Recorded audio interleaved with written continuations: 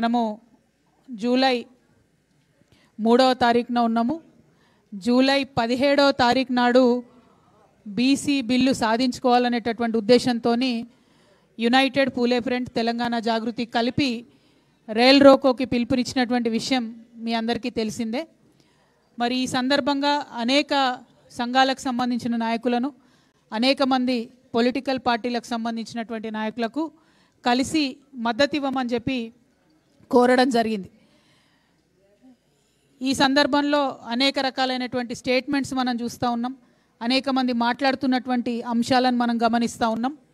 మరి ఈ సందర్భంలో మళ్ళీ ఒకసారి బీసీ బిల్లు ఇప్పుడు ఎక్కడ ఉంది, దానికి కారకులు ఎవరు, అది పాస్ కావాలంటే ఏం చేయాలి అనేటటువంటి అంశాల గురించి ఒకసారి పునరాలోచించుకోవాల్సినటువంటి అవసరం వచ్చింది.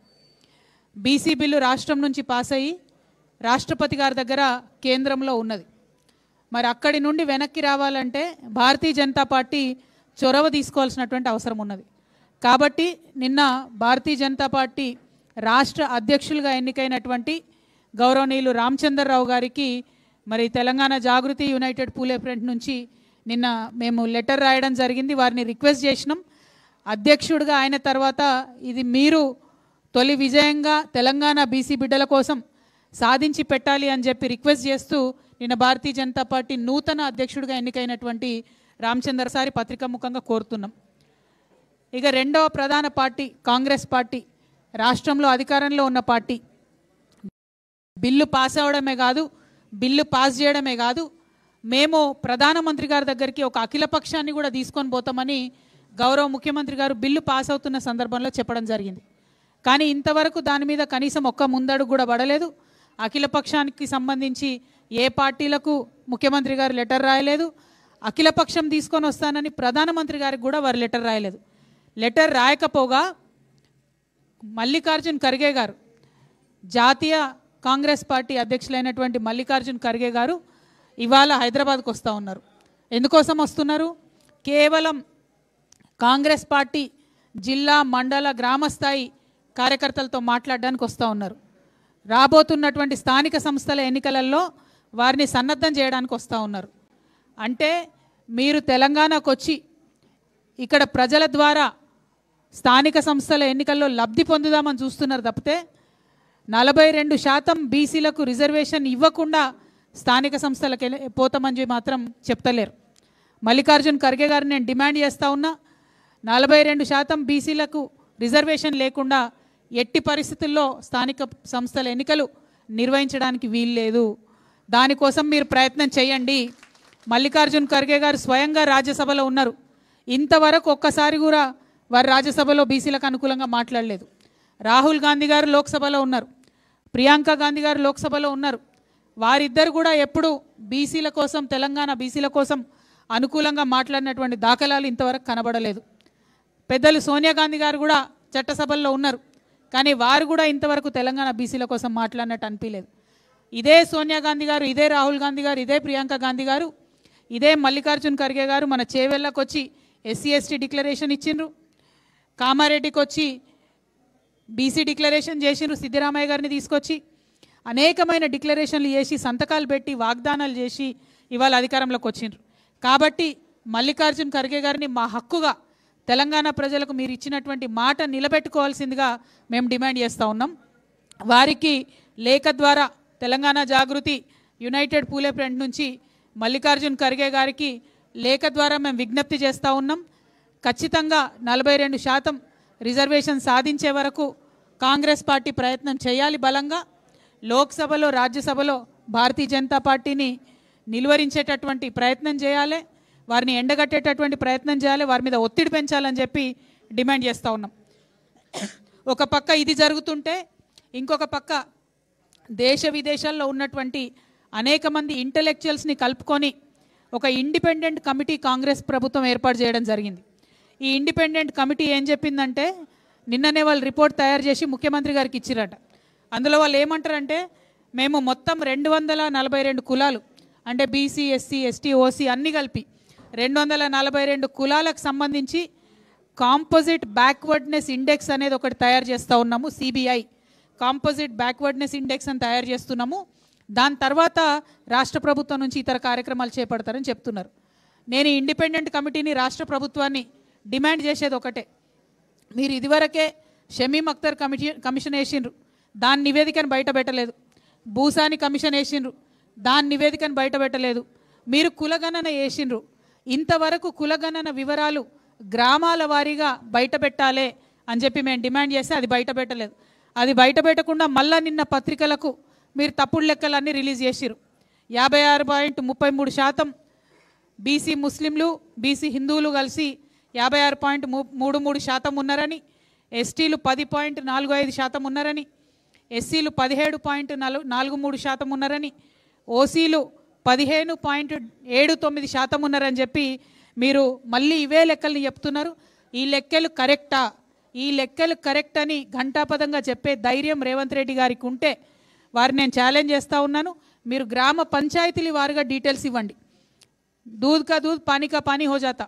అక్కడ డీటెయిల్స్ ఇవ్వకుండా మీరు దాచిపెట్టే ప్రయత్నం చేయడం సరికాదు.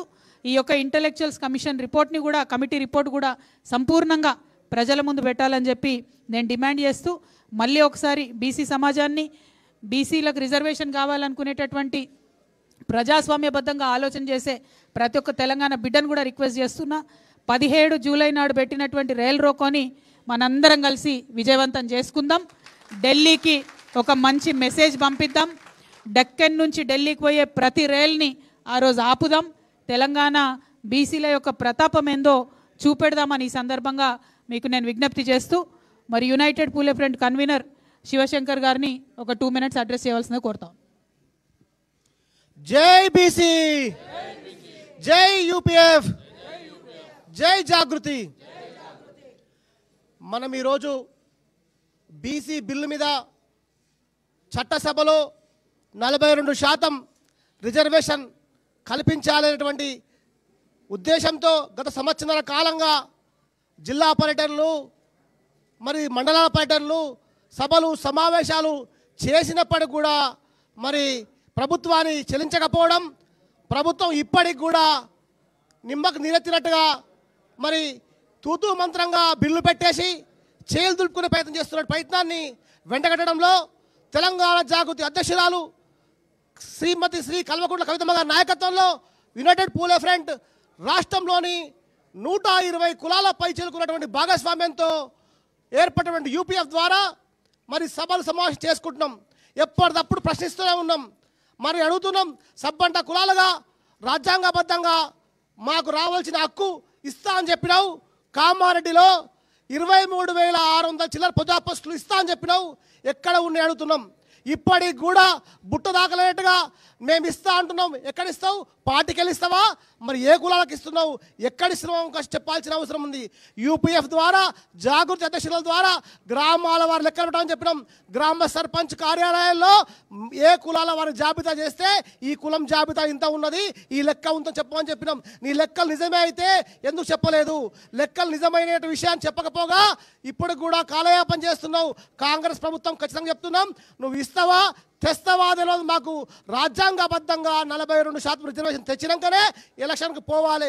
పోకపోతే ఖచ్చితంగా చెప్తున్నాం, మా సబ్బన్న కులాల నాయకత్వంలో రాబోయే రోజుల్లో రైలు రోకోని విజయవంతం చేస్తాం. తెలంగాణ రాష్ట్రంలో ఔరేక్ దక్కా బీసీ బిల్ పక్కా అనే విషయాన్ని కూడా గుర్తు చేస్తాం. తెలంగాణ రాష్ట్రంలో సాయుధ పోరాటం కంచి తెలంగాణ ఉద్యమం కూడా బీసీల పాత్ర కీలకమైంది.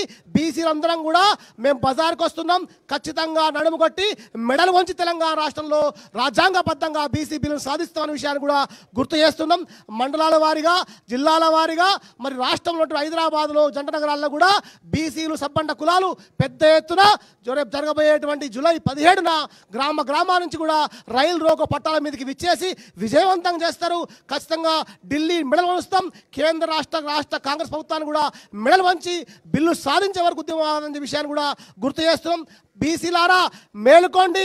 ఇప్పుడు కాకపోతే 70 సంవత్సరాలుగా మోసపోతున్నాం. ఇక మోసపోవద్దు, గోసపడాల్సిన అవసరం లేదు. మన హక్కులు మనం కొట్లాడుకుందాం, మన బిల్లు మనం సాధించుకుందాం. మన బిల్లు సాధించుకోవాలంటే ఖచ్చితంగా ఔరేక్ దక్కా బీసీ బిల్ పక్కా అనే విధానంగా రైలు పట్టాల మీద విజయవంతం చేయాల్సిన అవసరాన్ని కూడా గుర్తు చేసుకుంటూ ఈ అవకాశం ఇచ్చిన పెద్దంతా కూడా ధన్యవాదాలు ముగిస్తున్నాను. Thank you. కలిసి వచ్చేటటువంటి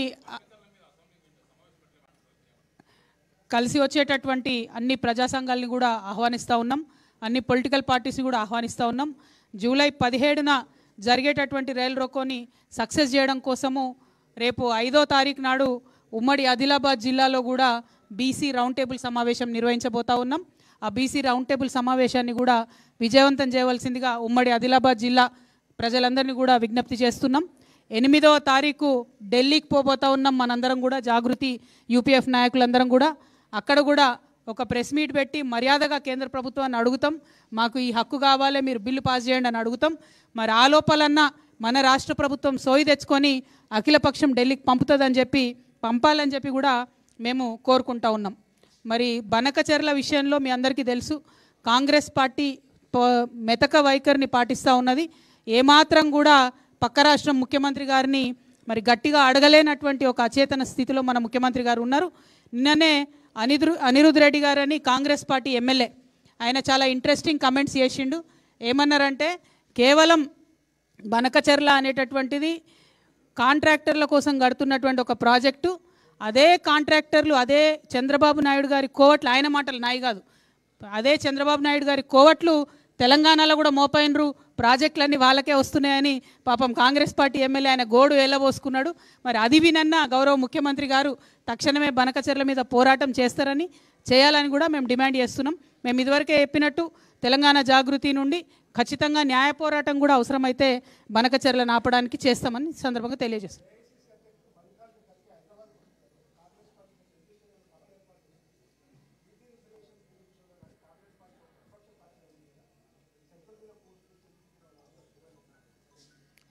రామ్లన్న ఇప్పటిదాకా అదే చెప్పిన నేను.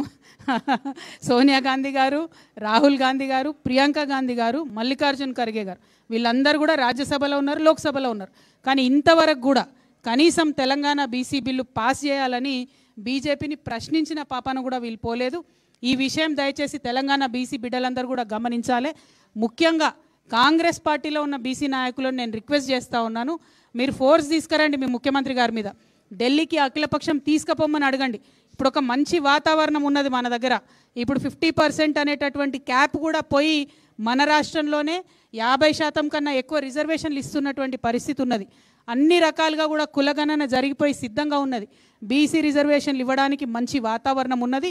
ఈ అవకాశాన్ని వదిలిపెట్టకండి. మీరు ఇది వదిలిపెట్టి లోకల్ బాడీ ఎన్నికలు జరపడానికి మీరు సహకరిస్తే కాంగ్రెస్ పార్టీలో ఉండి తెలంగాణ బీసీలకు అన్యాయం చేసినటువంటి వాళ్ళు అవుతారు. కాబట్టి దయచేసి మీ పార్టీలో కూడా మీ ముఖ్యమంత్రి గారి మీద ఒత్తిడి తీసుకురావాల్సిందిగా కాంగ్రెస్ పార్టీలో ఉన్న బీసీ అన్నదమ్ములకు, అక్క చెల్లెలకు నేను విజ్ఞప్తి చేస్తూ ఉన్నాను. బీఆర్ఎస్ బరాబర్ కోఆపరేట్ చేస్తుంది కదా, నేనే బీఆర్ఎస్ కదా, మీరు భలే ఉన్నారు. Thank you. జై తెలంగాణ.